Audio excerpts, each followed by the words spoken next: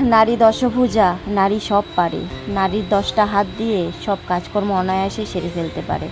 কেন বললাম কথাটা? চলো পুরো ব্লগটার সঙ্গে থাকো, তাহলেই বুঝতে পারবে। তো হ্যালো এভরিওয়ান, গুড মর্নিং। কেমন আছো সকলে? আমি শিখা চলে এলাম আরও একটি ছোট্ট ব্লগ নিয়ে তোমাদের সঙ্গে।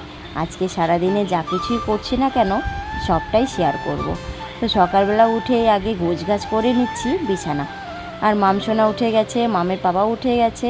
ওরা ঘুমিয়ে থাকলে বিছানা তুলতে অনেকটাই দেরি হয়, কিন্তু আজকে সবাই একসঙ্গে উঠেছি, কারণ আজকে ঘুম থেকে উঠতে আমারও অনেকটা লেট হয়ে গেছিলো। চলো এখন চটজলদি কাজগুলি সেরে ফেলি, যেহেতু ঘুম থেকে উঠতে দেরি হয়ে গেছে।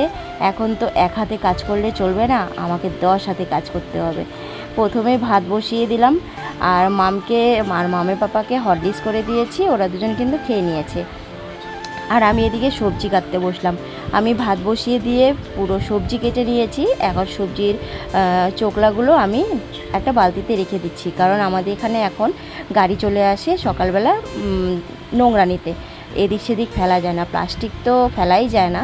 আর যে সবজির চোকলাগুলো থাকে সেগুলোও কিন্তু গাড়ি করে আসে নিয়ে যায়। তো সেগুলি গুছিয়ে রাখলাম। আর এদিকে কিন্তু রান্না করতে করতে আমি ফ্রিজ মুছে নিচ্ছি। ফ্রিজটা মাম এত খারাপ করে দিয়েছে, যা কিছুই পাচ্ছে না কেন সব ফ্রিজের ভিতরে ঢুকিয়ে রাখছে।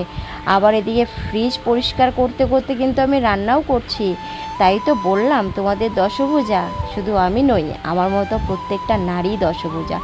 একা হাতে সংসার সামলানো, বাচ্চা সামলানো, বাচ্চার পড়াশোনা, স্কুল সব কিন্তু আমরা সামলাতে পারি। আর ছেলেরা কি করে?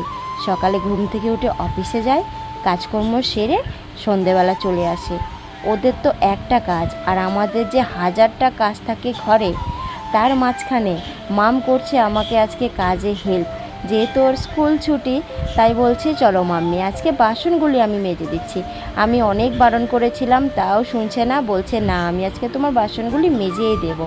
তো ও স্নানে গেছে বলে ও কিন্তু বাসনগুলি মাজতে বললো। তোমরা আবার ভেবো না আমি মামসোনাকে দিয়ে বাসন মাজাই, ও স্নান করতে করতে একটু বাসন মেজে নিল আর কি। বাসনটা কিন্তু ঠিকঠাকভাবে মেজেছিল পরিষ্কার করে।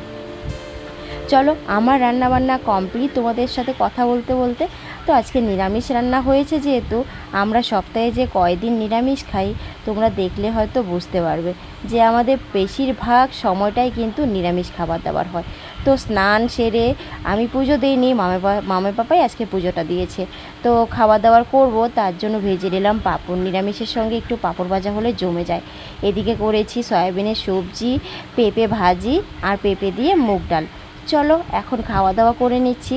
তো খেতে খেতে চলে এলো বৃষ্টি। খাওয়া দাওয়ার পর এখন টানা একটা বিকেলবেলা ঘুম দিব। তো চলো আজকে ব্লগটা এ পর্যন্তই। ভালো লাগলে সবাই লাইক কমেন্ট শেয়ার করে দিও। নেক্সট ব্লগ নিয়ে দেখা হচ্ছে, ততক্ষণ সবাই ভালো থেকো, সুস্থ থেকো। আজকের মতো টাটা।